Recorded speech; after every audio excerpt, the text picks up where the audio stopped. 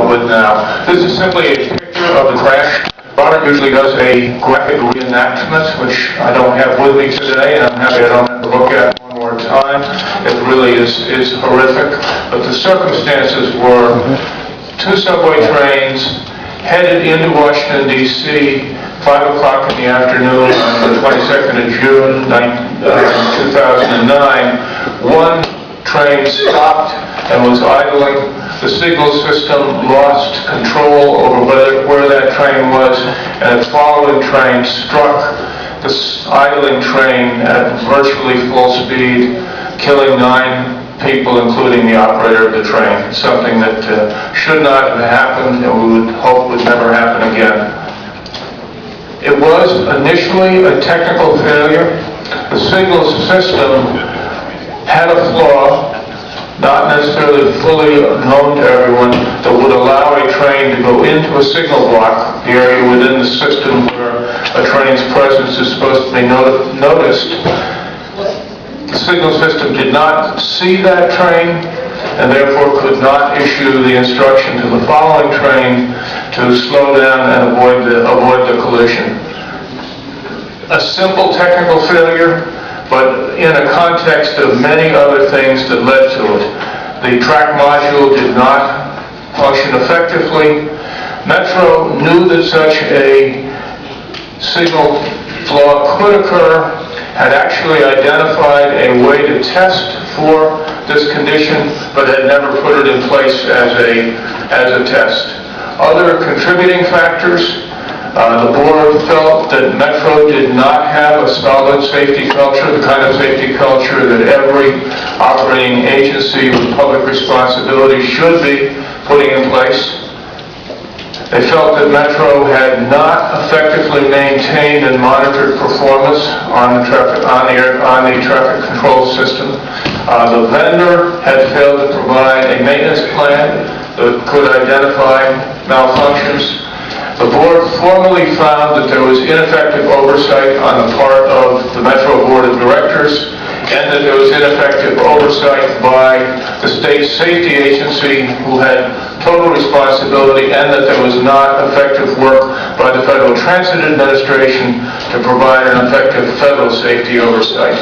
All of those contributing factors, but particularly the ones I showed with the arrow, were organizational issues.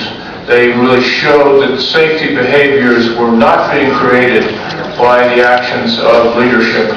The feeling was that within Metro at that time, and it had developed over a number of years, as stated by one employee in the investigation, the mentality is to move trains, not to move trains safely. The environment was one in which largely there was a punitive culture, that employees who knew about safety issues feared retribution from management, feared retribution from co-workers if such conditions, which actually affected them and others, were reported. There was reactive rather than proactive response in terms of identifying safety hazards. It was sort of the tombstone mentality that once something goes wrong, you figure out how to fix it. It was not learning from prior events. It was not learning that the procedures that had been identified should have been put in place and would have prevented this crash. The NTSB found low priority in addressing malfunctions influenced the inadequate response that led to the collision. The Safety Board also found that the Board of Directors considered themselves solely a policy board. The then chairman testified before the NTSB that that was their role, and he really was not making a distinction between policy, control of operations, and effective oversight. And we have, since that time, committed ourselves to effective oversight. At that time, they relied on the CEO to bring safety-related information to them. If they didn't get any, they assumed things were fine. They were not using good measures to gauge safety. They were not following up on audits that had happened despite a requirement to do so, and essentially put the blame on frontline personnel. If frontline personnel were not operating effectively, that would be the cause of problems. The NTSB put this finding in their formal report regarding the board of directors, and we had to take that as their finding and frankly agreed with it. We had a mission statement, or Metro at that time had a mission statement. You don't see the word safety in that mission statement, a troubling factor. The board had operating procedures that did not mention safety in terms of oversight. All of those things, in the safety board's view, contributed to the deaths of 9 people. There were conflicting goals within the board. There was a committee responsible for customer service, operations, and safety, effectively merging issues that have to be looked at separately. So the safety board's recommendation was we need to do what's needed to positively influence safety, install the culture that will focus on safety and safety results, as is the case in other agencies, other fields where there is risk, such as nuclear power plants. The safety culture begins, in their view, at the top of an organization and permeates throughout the organization. Again, in the response to the NTSB, part of the Metro position was safety should begin at the bottom and work its way up. That's just not true. That's not the way it works. We need to have a system that is informed about data, that deals with not only actual occurrences but near misses, that collects that data and takes appropriate action on it. We need open lines of reporting where employees are encouraged to report safety problems with the assurance that that information will be acted on and the confidentiality will be maintained. All of those issues were good advice that came to us from the safety board. Their description of the process is there should be a just culture in which employees recognize they will be treated fairly. If there were errors and unsafe acts and they were unintentional, punishment should not necessarily be the result, but those who act recklessly or deliberately certainly have to recognize they will be punished. There has to be proper investigation of safety events. There has to be leadership. Leadership is about influence. That's where the safety board recommended we should go. That's indeed what we have been doing. Let me just say, Mr. Downey, yes. At the last presentation at the PUC a month or two ago, on this issue of reporting a hazard, Mr. Zumwalt kind of engaged in an exploration of under what conditions would that apply. For example, there could be a person. A person should not get out of jail free card by doing something reckless and then reporting themselves. Right. So if a person an honest indication that there is a safety issue is something that should be encouraged. And when we talk about what we've now done in Metro, you'll see that that is now in place. Thank you. Let me move quickly to my presentation. Let's see if we can bring that up. Mark, if I could ask you, while you're doing that, and the answer may be in the second piece here that you're moving Metro 4. I was going to ask from a metric standpoint, the difference in WMATA before, after, and other than changing personnel, including the CEO, what did it take to get that done? And that's basically what I'm going to go through here. What did it take to get it done? The first and most important issue was having commitment that it did have to be done for the benefit of our employees, for the benefit of the public, for the benefit of our customers. We had to convert to a safety-centric policy framework, basically a safety-centric operation. We're certainly not there yet. We've been at this about 2 years, but I feel, and others do feel as well, that we have made progress. Progress can be made if you point yourself in the right direction. Quickly, I think you're all familiar with Metro. It's an interstate compact agency. We serve a population of 3.5 million. We're the second largest rail system in America. We have about 11,000 employees serving 1 million riders a day. It's a complex governance structure. There are now 8 voting and 8 alternate directors representing the 3 blocks within the region, the District of Columbia, Northern Virginia, and Maryland. And as of 2 years ago, there are now also 2 voting members and 2 alternate directors from the federal government. And my appointment to the board is as a federal representative.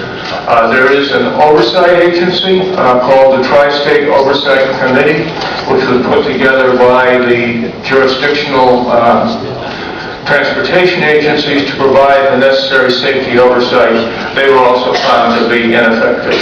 There had been a number of events, not only the June 22nd crash, but several employee fatalities on the right-of-way, employees doing their maintenance work and then not going home that day because safety had not been provided. Safety culture, by findings of the safety board, by observations by board members, by discussion with labor and with others, was essentially non-existent, was not there, could not be relied on.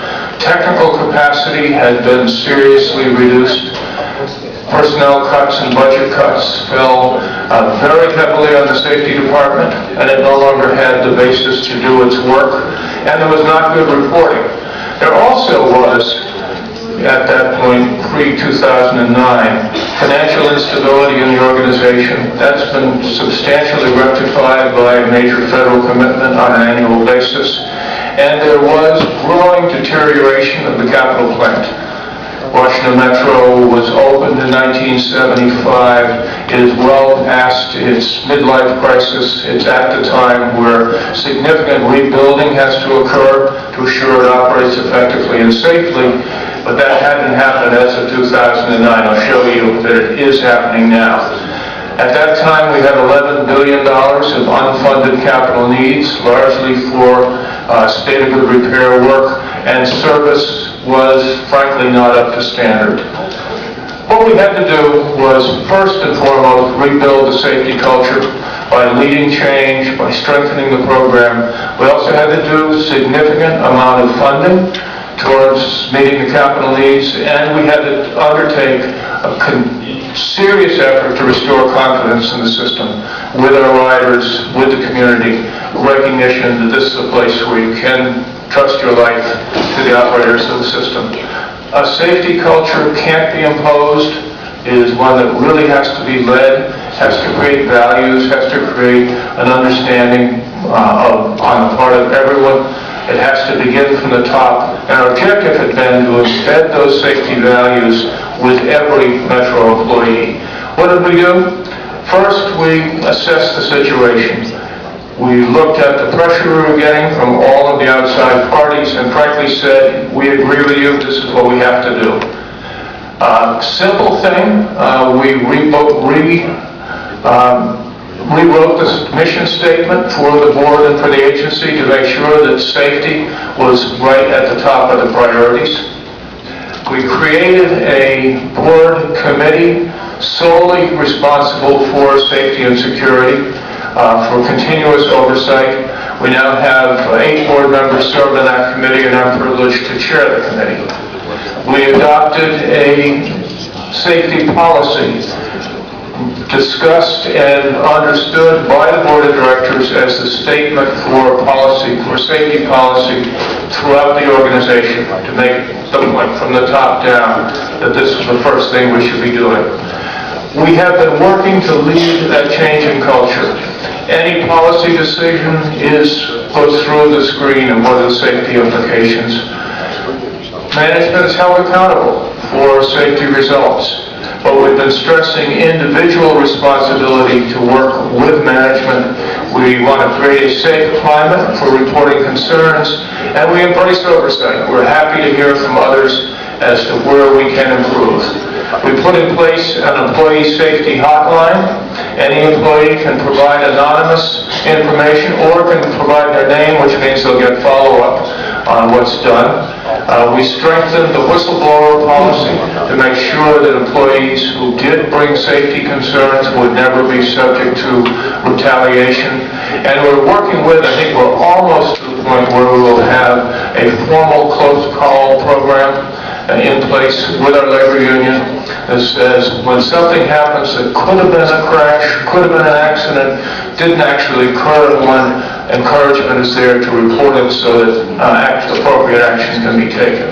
We've issued a new roadway worker protection manual, really identifying the behaviors that need to happen to not have those deaths along the right-of-way. We've trained 8,000 of our personnel and are now in the second wave of retraining. We've issued a new and revised, much strengthened system safety plan that's required under the law. But when I got there, we discovered it hadn't been looked at in about 6 years. It really needed attention. We built a new relationship with our oversight committee. They actually have working sites on the property so that they could come in. They report directly to our safety committee once every quarter, so we hear directly from them. This is in contrast to the situation that existed where the operating people at Metro had refused the oversight people access to the property on the grounds that they wouldn't behave safely. We have a new process on accident investigations. When something serious has happened on the right-of-way, we bring it to the safety committee and have a public discussion of why it happened, what will be done in the future, what the things were that led to such a problem. And we adopted as a board policy a zero tolerance towards the use of electronic devices by anyone in an operating role. No distractions for our drivers. Within the organization, we restored a chief safety officer. The chief safety officer reports directly to the general manager, and I know they speak every single day about what needs to be done. We increased staffing in the safety department. We strengthened our support out in the field. The safety people are out there when major work is going on. We've enhanced the local safety committees at the various depots and rail yards. Those committees meet regularly. There is a practice of every day's work beginning with a safety discussion. We've got a new database, we have a hazard management program, and we've put drive cam cameras on all our buses so that we gather data on what's happening there with respect to safety. We think communications have improved. We're getting safety messages out in many different ways. We have public transparency. We're reporting regularly, both to the safety committee and more broadly, how are we doing against our targets. And we're recognizing success. Picture here is the Champions of Safety dinner from last year. The person in the red, who doesn't look quite like some of the other people, is the chair of the National Transportation Safety Board. Deb Hersman came to that dinner and spoke to our employees and stayed throughout the entire dinner to recognize those who had these outstanding safety records. In 2010, we did a safety culture survey of employees. We got 97% of them to identify what their views were with respect to safety. It was pretty disappointing. 70% of all our employees said, yes, we have seen safety problems, and less than half of those people said we've reported those problems. And when asked why didn't that happen, the answer was because we feared retaliation, as much from fellow employees as from management. So we knew we had our job to work. As I said, we are reporting regularly to the public on how we're doing, both with respect to safety and other factors. When you begin to improve safety and consistency in the system, lots of other things get better as well. Crime, on-time performance, even escalator availability, which is one of our great vulnerabilities, they're all improving. We're spending the money that's needed to rebuild the system. We've got a capital program that's now reaching $1 billion a year. It is funded through a partnership of federal government and the local localities, and it is very heavily focused on rebuilding. We believe in accountability. We have taken seriously the recommendations of the National Transportation Safety Board, both those that stem from the 2009 crash and a long backlog of earlier recommendations that had not been dealt with. We're very close to closing out every recommendation that was before us from the Safety Board, including the purchase of a new fleet of subway cars to replace basically unsafe cars that had been operating, a redundant train control monitoring system so that the train operators, system operators are aware if this condition occurs when trains have disappeared from view. They did have in the past an alarm system that identified if there were a problem. The alarm system was going off something like 9,000 times a month, and the responsible to turn that off is not telling us anything useful. Now we have a control system that tells us that we have a problem and we can act on it. We've improved our relationship with the Oversight Committee, including their opportunity to brief us quarterly. We've begun to deal with some other issues that were not the cause of particular safety problems, but we know they are a serious issue. Working with the Oversight Committee, we've initiated a study of fatigue management, how to be sure that we do not have workers out there, whether they're driving buses, running trains, or doing maintenance, that are in a condition where they will suffer fatigue and create safety issues. We're partnering with the union on that. We are establishing hours of service limits, and we are putting the money in the budget that is needed to cover operations at that reduced level. We've brought in a consultant. He reported to us a week ago at our meeting that says simply limiting hours of work is not the whole answer to fatigue. We have to look as well at the times of day that people are working, how their work habits and work pattern relate to their body pattern of rest. You can have an employee who's working only 8 hours, but could in fact be suffering fatigue. And we're going to work in very close partnership to see that that doesn't happen with those people who might otherwise be at great risk. Following the events of 2009, the Federal Transit Administration kicked off an audit, both with us and the Oversight Committee. They had numerous recommendations. We have met all of them and closed out that audit. We had a new triennial review by Federal Transit in 2011. They had no new recommendations, which we felt was a good endorsement. Subsequently, I think you're aware of this, federal legislation that became effective October 1st has put MTA in a safety responsibility. They never had safety enforcement in their charter before. They now do, and we're working with them as to what that means. Once that legislation took effect, Congress asked that FTA again look at us and see where we were and what progress we had made. That report was just issued, and I think the fundamental message that was in there, that's shown there in italics, the FTA says Metro has made progress, but where we are is a critical but fragile foundation for the future. They believe if we keep doing what we're doing, we can be a leader in safety. We could also slip backwards very quickly. We just received the results of a follow-up employee survey taken this summer. This was pretty heartening when we got it at the Safety Committee last week. 90% of our employees now say, I know how to report a safety issue. 80% say my immediate supervisor regularly communicates with me about safety. 85% believe they can now report a safety violation without any fear of retribution. Then we said, have you seen problems this year? 53% said, yes, I have seen violations. That's a lower percentage than 2 years ago. 43% said, I saw it and I reported it. That's also a little lower than 2 years ago, but that gap between seeing it and reporting it is closing, and we're very pleased with that. Our priorities moving forward during the current fiscal year are to finish implementing the NTSB recommendations, go further in installing cameras, improve our radio coverage, but most importantly, continue to build the safety culture. We'll be implementing the fatigue and risk management programs.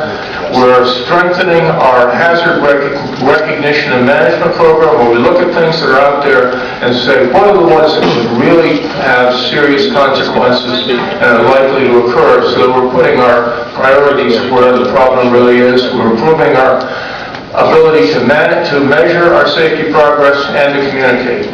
So that's what we've been up to.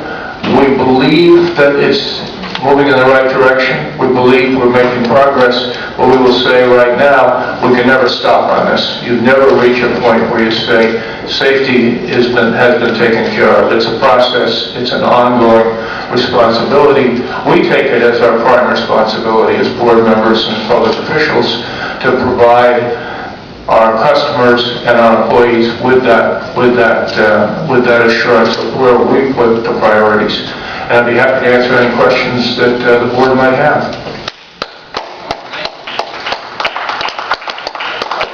I want to thank you for your attention to this. And I thank you for the ride you're going to give me to the airport. I'll make my plane okay. Good code three, how's that? Yeah. No firewood. No quorum. Let me ask you, what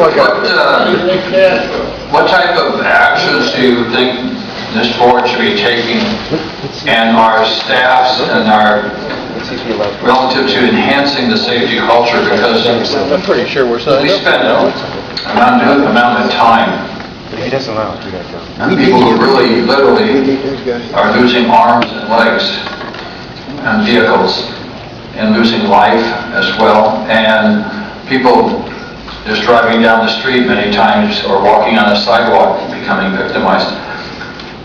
So what recommendations to enhance the safety culture so at the top of the list, just as you did with the Metrolink when we did that issue, and Metrolink has done a tremendous job, and John Fenton and now our new director on this issue, safety is always at the top. How do we enhance that culture here? You have to start. It really has to start at the very top, then it has to move down through your CEO. There's no doubt in anyone's mind that that is the first priority. If someone has to choose between keeping the train moving and doing what's necessary to assure safety, they will always make the choice in favor of safety. That message has to come down. The other thing that you can do as a board is develop a workable communication with the staff on what is going on in the safety world. Doesn't mean you run out to every crash, but it means you are intimately aware of what is being done and what progress is being made. What gets, the old adage, what gets measured is what gets managed. And if you've shown the interest in measuring progress, you're sending the message to your management that progress is expected. It's a slow process. An awful lot of it is undramatic to the nth degree. It's simple steps that have to be taken every day, repeated every day. But when that happens, and when the message has come down from the top that safety is the priority, I believe you will see a safe organization. I'm not suggesting you don't have one now. What I'm suggesting is, as I always do, any organization can do a better job on safety and really has to do that better job on safety. The prosecutions. Mr. Katz?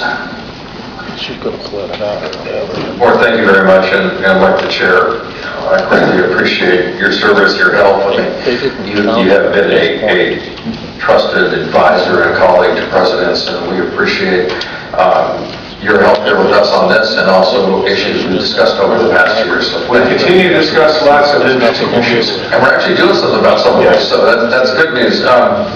Yeah. Was there much personnel change over at Bologna to make it happen? There was a There's all kinds of change at the top. ways to do We that. brought in John Cato, whom I think many of you know, frankly felt he could not look himself in the eye and continue to run the organization. He was not fired. He felt it was not the right thing to stay. We brought in a new CEO. We initially brought him on as an interim CEO, someone I've worked with for 40 or so years, and he said, I'll give you 5 or 6 months so you can find somebody. And we went ahead looking for somebody. About the 5th month, when we're down to the short list of new people, Mr. Charles said, oh, by the way, I changed my mind, I'd like to stick around, which was great news, and in fact, that's what we've done. And we've given him really the authority in a lot of different areas, particularly the authority to put safety at the top of his list. So that was a change. Other changes have been slow and gradual. We've not cleaned house, other than rebuilding a safety department, where we've doubled its size and increased its authority. The other change, which was not a planned change, but in fact occurred, the board has undergone total renewal. When I joined the board February 2010, I was the junior person. There were 12 sitting members, and I became the 13th, pending getting the other federal members. So I was 13th in seniority. I'm now 3rd in seniority. So there's been a very substantial turnover, and there's an opportunity there to find new ways to work together. We've adopted, as I said, the safety requirements. We've also done something that I was shocked. I came on the board and said, could I read the bylaws? And they said, we don't have any. We changed that. We really are paying attention. Saves arguments over the rules. Yes, right. So both at the board level and the CEO level, there's been change, and it really has helped us move in the right direction. How is, I assume Lamont is also increasing or spending more in terms of equipment as well as safety. Have they looked at what we've done here in terms of inward and outward facing cameras? Are they considering positive train control? We are going with the idea of more cameras throughout the system. Some very good cameras. The Homeland Security Department has helped us in purchase of those, but we've been focused on how well they're being used. So that's been a plus. The cameras on the buses have been a real plus. Because we put them in with the understanding they were not there to punish the drivers, they were there to identify where improvement could occur. And frankly, most of these cameras actually are activated when the bus does something jerky. You know, the wheel has been turned, the G-force is created. Almost every time when the investigation goes forward, it tells you there was a motorist on the roadway who caused the condition. It was not the bus driver's fault. So that's been helpful. Now, I know that on train control, More, I was saying that on our system here, going down the orange line, I know that the cameras in the first 4 years of operation, if I remember correctly, there were like 60 accidents. And the cameras on those buses cleared the operator in 59. first in every case. Yeah. And they've also been useful in crimes. We've had some pretty serious crimes in the vicinity of buses, and again, it's been clear that this was not our fault, nor was it aimed at us, but we're just sort of in the neighborhood where crime may occur. On train controls, one of the NTSB recommendations that we have not yet finished was a requirement that we, top to bottom, review the signal and train control system that we inherited. It's there from 1970. It's old technology. We certainly feel it could be improved upon, but we're not going to jump in any direction until we've fully evaluated it. We've committed to both evaluate and then make whatever changes are necessary so that things like the Fort Totten accident cannot occur, and so that we can continue to provide high-quality service. We are changing out components that were identified as part of the cause of the accident. We are improving conditions out in the roadway that were perhaps producing stray signals, so we're confusing the system. But we also feel we've got to, after 30 years, look at what we have and say, is it what we really need for the next 30 years? We also are in the process of purchasing a new fleet of cars. 300 currently on order, we hope 300 more from an option, that will replace our oldest component of the fleet. Those old cars, now over 30 years old, built to standards that were satisfactory in those days, but don't operate well. We're really looking forward to those new cars getting delivered. We hope to see the first of them early next year. And we did something, I think, fairly bold, is recommended by staff and supported by the board. We did not purchase this new fleet in any way to be compatible with our existing fleet. We said the existing fleet was always held back to the standard of what had been delivered in the 1970s. Time for a break, time for a total change. This new fleet will operate as a dedicated fleet, will not interchange with the others, but it'll move us in the direction of a much safer, much more reliable piece of equipment. And with the federal money that has come to us, we're able to afford going forward with that purchase. Thank you, Mark. Thank you.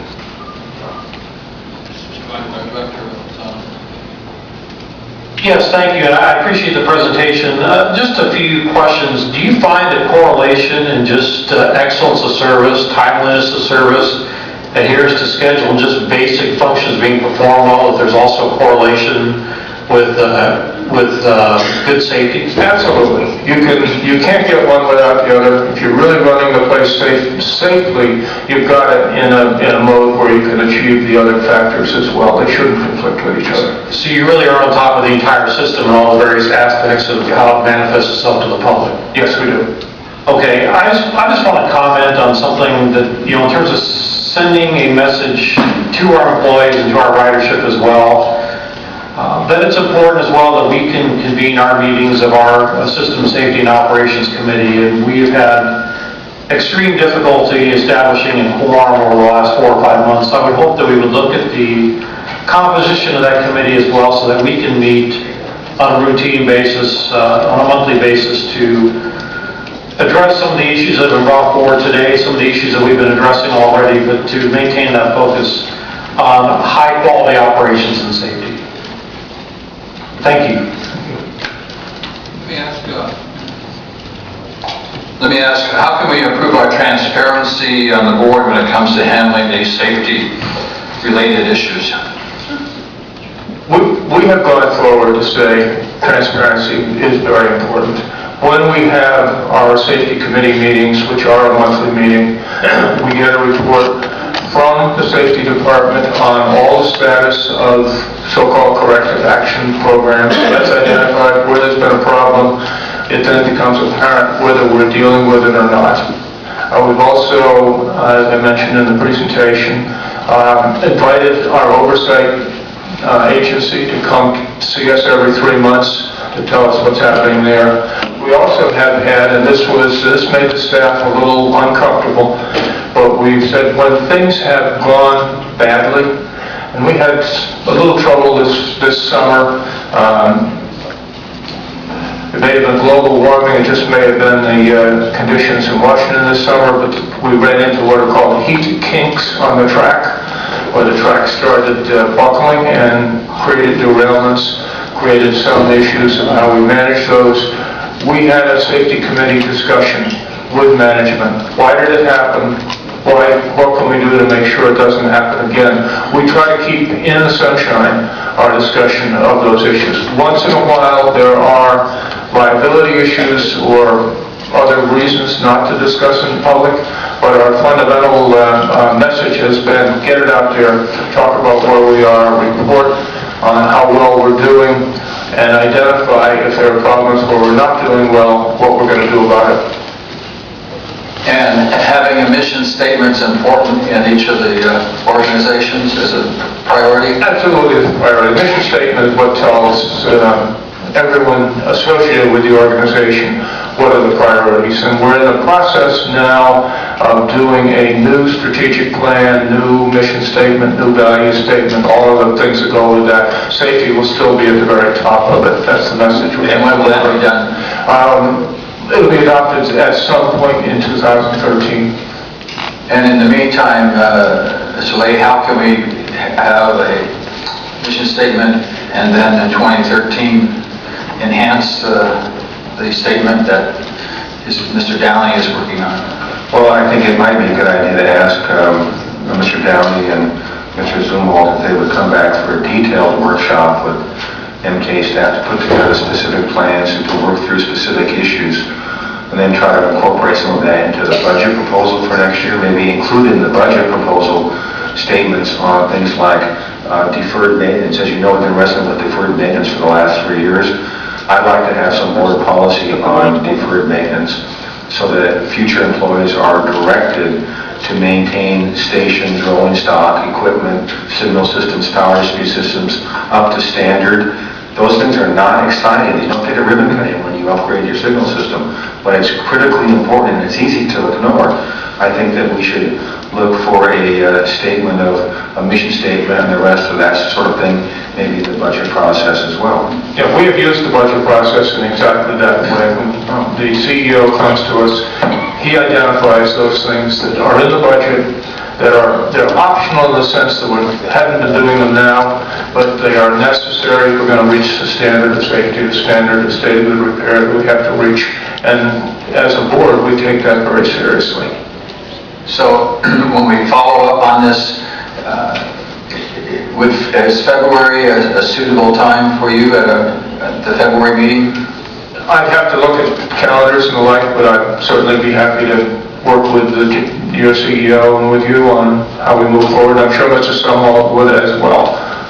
Art and Pam has a question. I wanted to kind of, too, as you noted, we don't know what it was in Washington DC, but there are a lot of extreme weather situations going on throughout the country, and there is that connection with resiliency of the infrastructure of the organization, and that has a real link between safety and our sustainability committee here. So I just wanted to point that out, how we grapple with and deal with the sustainability issues of dealing with having a resilient infrastructure. Well, and here I think this is a case where safety and efficient use of resources actually dovetail. The fact that we didn't do midlife rehabs on the light rail fleet has effectively shortened the life of that fleet, which is an awful lot of money. Plus, it has exposed us to service disruptions, service failures which have occurred, and inevitably at some point into safety issues. These are things which were deferred for a lengthy period of time, and we just cannot continue along that path. In fact, I might as well say it now. Apropos of this discussion, there were two items on today's agenda that required a 2/3 vote, which we're not going to get now. Item 38, which is on light rail brakes, rather important item for $1.7 million. Item 42 on green line train control. So it was train control failures that led to the fatals in Washington. Unless somebody here objects, I will proceed on my authority to initiate that work and come back to the board in January with requesting a ratification of that action.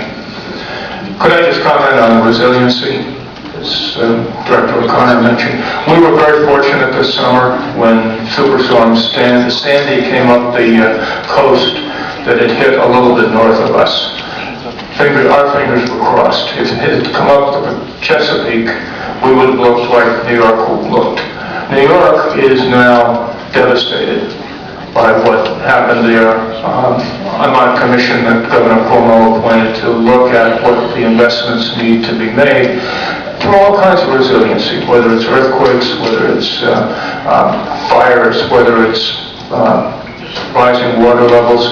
We need to have our systems hardened to deal with that, but in our draft report, we'll go to the governor a little bit later this month, the very first item we say is a system that is in a state of good repair will by definition be more resilient than one that is weak. Then you build from that to say, are there particular vulnerabilities like having a subway station at the very tip of Manhattan that's 70 feet under the ground when the water can come up 1 foot and fill it. Those things can be dealt with, but the fundamental is the system has to be in a state of good repair in order to meet the challenges that one might see. Mr. Chair, just another comment on the budget as a mechanism for discussing this. You know, there's always great pressure to deliver service, and so, and operations guys they hate the idea of compromising service, even though we're deferring maintenance. And so they're placed in the awkward position of being asked to make service level demands, even though they're faced with an aging infrastructure, signal systems, and the rest of it. That's why we need to link the budget with goals, with mission statements, with objectives, with investments, so that we're making a sensible program about this. Any other comments? Okay, we have people who want to speak. Dr. Mashahaki and Dr. Acamania from USC.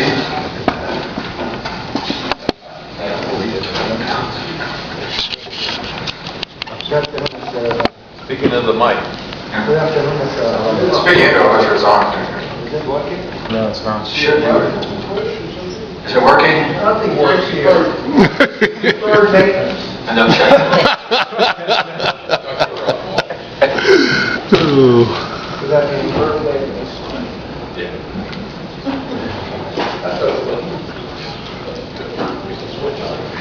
Next, sir. Okay, now? Now you got it. Good afternoon, Mr. Chairman. I'm here basically to salute you and your Transportation Deputy, Mr. Michael Khan, and Naj Meshkati, the Professor of Engineering at USC, for your excellent motion and safety culture, and that's why I'm here. I would like to salute Mr. Katz also and the MTA Director for pushing on safety culture. However, again, I give you A for your safety culture motion of last year, same as Mr. Cannon. However, I would give an incomplete to Sam Schwartz's report on the safety culture of MTA, and I would like to see the raw data and some background information on that. One alarming information here is the lump sum, the data of the train driver with the bus drivers, and then also the 42% of the near misses not being reported. I would like you to revisit this issue. Again, excellent safety motion of October 2011, sir. Okay, Mr. Taylor, you know, Mr. Taylor will follow up on that with you. Okay, the other professor from USC here? Sorry, I think you may have to start. My name is Dr. Craig Placencia, Liberty School, USC. I just wanted to mention that I'm echoing very much the words of Dr. Mishkati, because looking at some of these reports, what happens often is that we have not just a Band-Aid, but cosmetics. And so what happens is often when you just put cosmetics, you never really address the issues. In fact, I was thinking about how in the old times they used lead in their cosmetics, and actually that was very poisonous. People would actually die from using cosmetics. And I think that's something that has to be remembered, that the reports, it should be very direct in telling all the information that needs to be known to make great assessments. I will commit also that, like Mr. Richard Katz, that he has done an excellent job in trying to do a lot of these works. But I just want to echo Dr. Mishkati's comments, because again, sometimes when you read these things, you say, what were they thinking? And it's almost like reading a very bad student report. Thank you. Thank you. Okay, Joanne Nichols? Pass. Okay, Dr. Bill Sherman? He left. Clint Simmons? Okay, Clint. George Bassetti? That'll be you then, huh? So, Clint Simmons again with the Crenshaw Coalition. This is the type of gentleman we need here at MTA. Because we do have a real safety problem, and too many times MTA as well as the construction board like to cover things up just by putting out papers and not doing the hardware that is needed. A good example is that frog that's on Flower, just near Washington, and another one there in Culver City. If you don't replace it, eventually all the metal is going to wear down, and we will have a train derailment. I hope that I'm not riding on National Boulevard when it happens, the one between La Cienega and the terminus over at Culver City. So that's all I have to say. I want to thank you again for putting safety up, because you have done that, Mr. Antonovich, and keep that up, look out for the public. And let's try to get this gentleman here a little more often. Thank you for your comments, sir. Thank you, sir. We also then, as presenting Dominion Goodman, Dr. Tom Williams. Yes, sir. Representing Director of Policy, Conservation Quality of California. Safety can't exist on its own. This whole board here has to become accountable, otherwise it all becomes a joke. It's not for real. You yourself brought up the financial part. If you don't have commitments on all levels, you can't convince your employees. I come from the aerospace industry. My dad started working for Kelly Johnson in '37, and I started working for him on the SR-71 when it was top secret. And believe me, safety and people were game there. They understood the people were him. If you didn't report a problem, you were out the door in that place. Okay? If you reported it, nothing would happen to you. And you have to make sure that happens. This man here is the first sense that I've heard in this place. It's antithetical to everything you guys do here, but you need to listen to what they're doing, because they learned a lesson, right? You had a problem, and you guys went and actually did something to clean it up, and I admire that. You need to do that here. Thank you.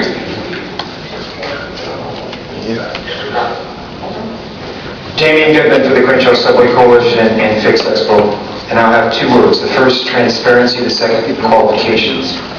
Your safety department, and this is based